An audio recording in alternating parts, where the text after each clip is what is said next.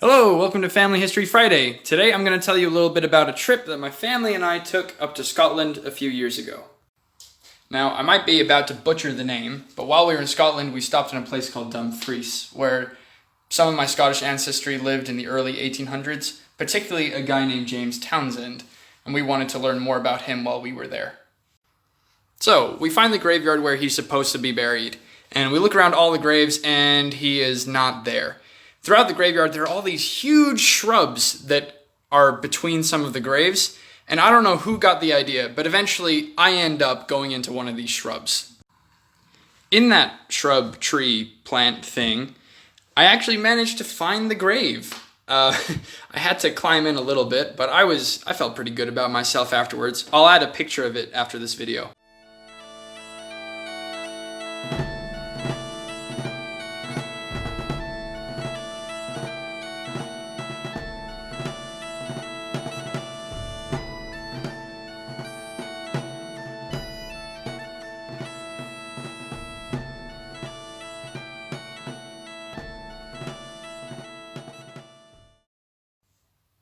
So if you know where any of your family are buried, I can definitely recommend, when it's appropriate, to go out and hunt for graves, because grave hunting is a very rewarding experience.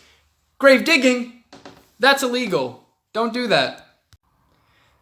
There isn't a whole lot of information about James, but we do know that he was married to a woman named Catherine Kay on the 6th of May, 1853 in Edinburgh.